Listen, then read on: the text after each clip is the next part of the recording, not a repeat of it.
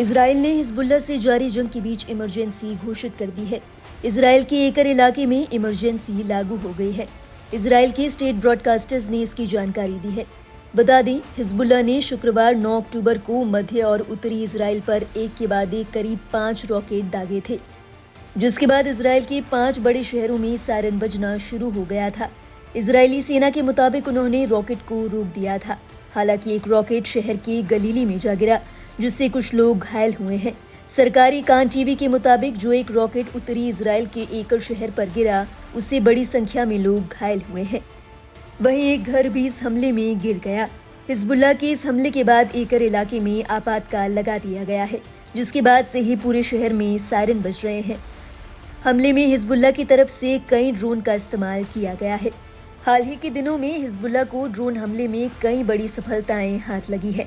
Hezbollah लगातार अपने drone हमले से इजराइल को नुकसान पहुंचा रहा है। समाचार एजेंसी शिन्हुआ की रिपोर्ट के मुताबिक हिजबुल्लाह की ओर से इस हमले की कोई पुष्टि नहीं की गई है।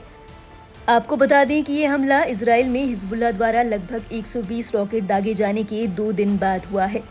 इजराइल से जंग के बीच हिजबुल्लाह के नेता शेख नईम कासिम ने इजरायली सेना के खिलाफ जीत हासिल करने तक लड़ने की कसम खाई थी। पिछले साल 7 अक्टूबर को इजराइल पर हमास के हमले के बाद इजरायली सेना ने हमास और हिजबुल्लाह के खिलाफ ऑपरेशन शुरू किया था। इस साल सितंबर के अंत में हिजबुल्लाह और हमास के बीच संघर्ष बढ़ गया है। इसी बीच एक और खबर ने इजराइल के लोगों को भड़का दिया था। दरअसल इजरायली रक्षा मंत्री योआव गैलेंट ने शुक्रवार को एक समारोह में आधिकारिक तौर पर पद छोड़ दिया। इसमें उनकी जगह पूर्व विदेश मंत्री इजराइल केट्ज को नियुक्त किया गया। इससे पहले प्रधानमंत्री बेंजामिन नेतन्याहू ने गैलेंट को इस सप्ताह की शुरुआत में पद से हटा दिया था। गैलेंट की बर्खास्तगी से इजराइल में हड़कंप मच गया है। इस खबर से पूरे देश में बड़े पैमाने पर विरोध प्रदर्शन शुरू हो गए हैं। इजराइल में कई लोग गैलेंट को दक्षिणपंथी सरकार में एकमात्र उदारवादी आवाज के रूप में देखते हैं।